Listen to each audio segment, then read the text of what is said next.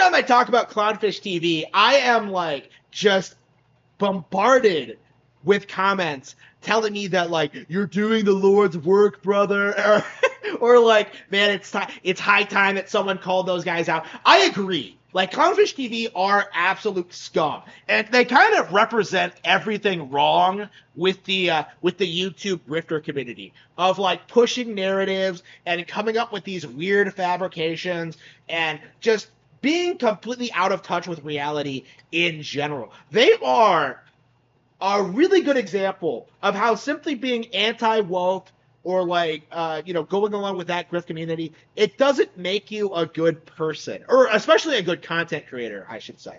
So I noticed a while ago that these guys were talking about Palworld again out of nowhere, and that really got my interest because I was thinking like, wait, but nothing's happened with the court case. We don't have a date. Nintendo hasn't released any statements. Why exactly would they talk about Palworld now? Because this is something I'm very passionate about. This is something I've been talking about. Pocket Pair and Palworld are completely 100% fucked. And every other YouTuber like just refuses to see it, especially Clownfish TV. It's just like one of the biggest copes of 2024 is the ongoing mass denial that Pocket Bear is going to get completely reamed by Nintendo in court. It is just going to be ravaged. And nobody believes it. Like, everyone wants to, buy into this narrative that Palworld is the underdog, and they're going to show Nintendo that with their Palworld money, they're too big to fail.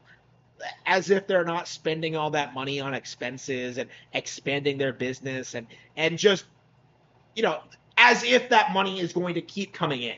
That's been a thing about Palworld that people don't really understand, is that you're not going to be able to defend yourself against Nintendo after having one minor success. Okay? Not that Palworld was ever successful, but you know what I mean.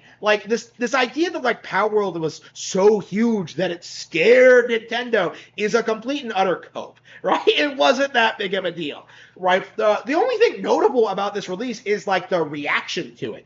And the reaction is only because of people like Clownfish TV who know that they can grift off of this situation.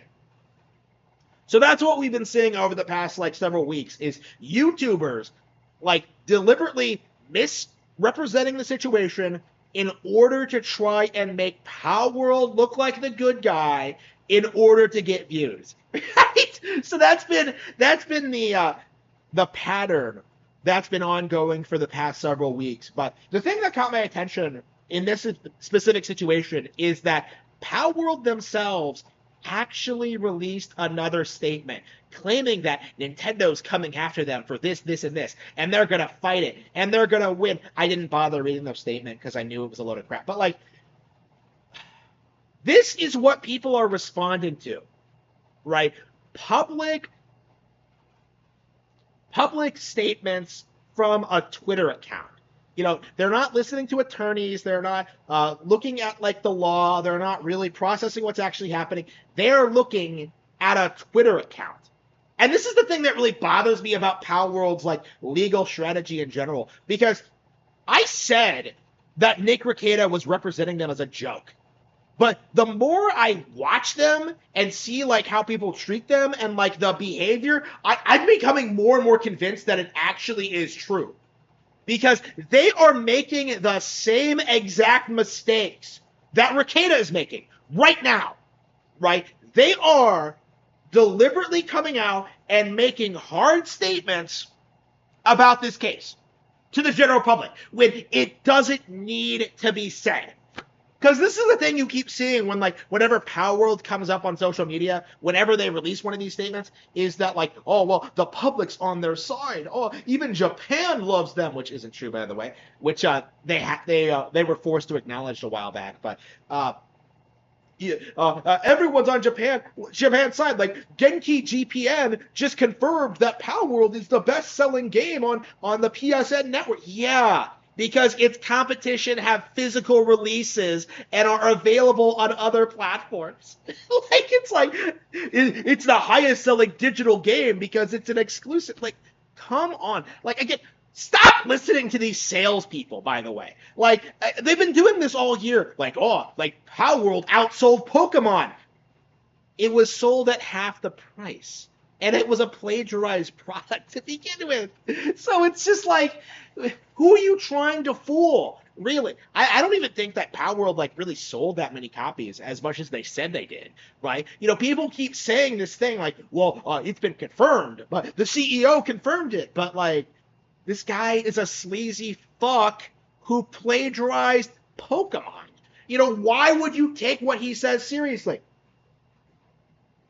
And you know, back when Nintendo first issued their lawsuit, like their first response was that like we don't know what we did, blah blah blah blah, which was like dumb to begin with, right? So they released a public statement without actually investigating what the claims actually were. They did not speak to a lawyer. And I noticed this almost immediately, where their attention, their focus, it was not on actually winning the lawsuit. It was not actually defending themselves against the allegations, which are true. They did not speak to a lawyer. They did not consult. Like, they did not go through the proper process for that. Like, they did not try to defend themselves. What they tried to do was play victim, right? What they tried to do was gaslight consumers, especially in the West, that they did nothing wrong and that Nintendo was bullying them simply because they were so successful. If you know anything about how like lucrative Pokemon actually is, you know that Palworld never hasn't even come close to what Pokemon makes. You know, I bet like a Pikachu plushie, like by itself, makes more than Palworld ever will.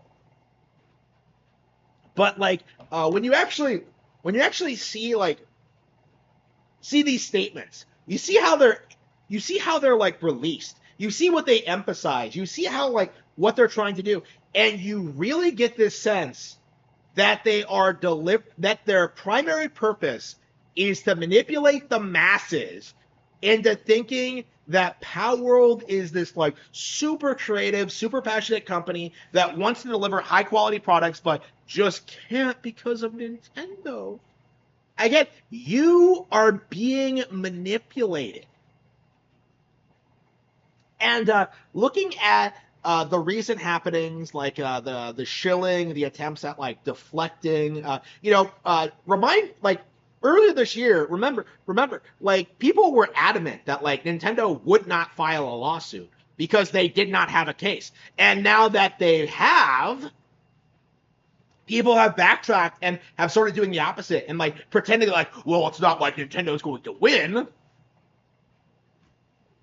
Like when they do win, you're going to see people like backtrack on that and say, well, the courts were corrupt or Nintendo is just too powerful or too evil. Like, it's just like, you're just delusional, right? The real problem was that Pocket Pair did something illegal, and there had to be some kind of legal repercussions for that.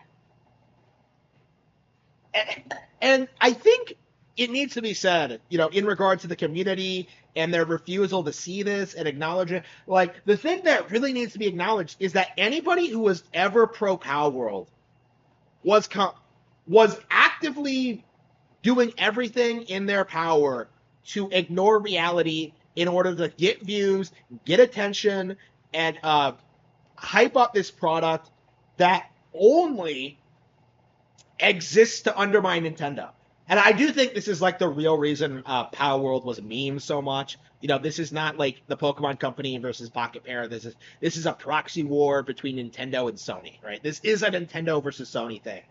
Very Sony-esque tactics. We saw this with Astrobot too, where like they came out and tried to say that like Astrobot was like sold more than Mario at one point, that it was better than Mario. It was all just a big coat, but very similar tactics, right? Like, and again, you really wonder where like the resources for this like shill campaign came from, because they're certainly not active online now. Like, where is like the Palworld audience?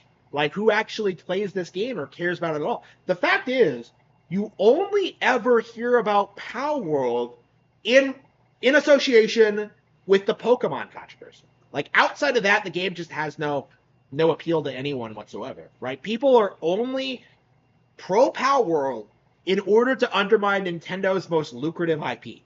And this is the real primary purpose behind the controversy. Why so many people are so obsessed about defending Palworld.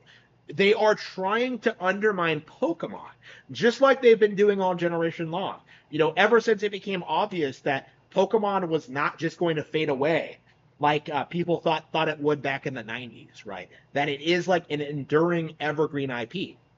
People forget this. Like in Gen 3 and Gen 5, it looked as if the series was losing popularity. But by Gen 6, it became apparent that it was here to stay. And with the overwhelming popularity of Pokemon Go, the industry began to realize that this was a real threat to their hegemony. As long as Pokemon exists, Nintendo cannot be destabilized. It cannot be destroyed. So they're going to have to go to extreme lengths to try and destroy this brand. And this, the past several years of the hit campaign for Pokemon is all part of the agenda of trying to dismantle the Nintendo consoles, their legacy of high quality games, and the iconic Pokemon brand.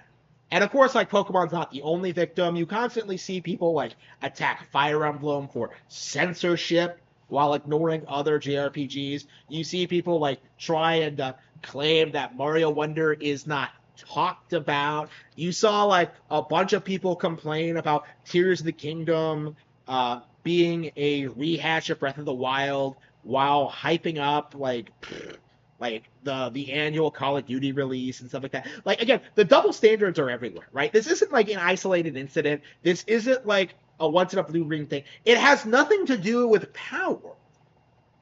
The core issue, the real reason why so many people hate Nintendo is because of Sony.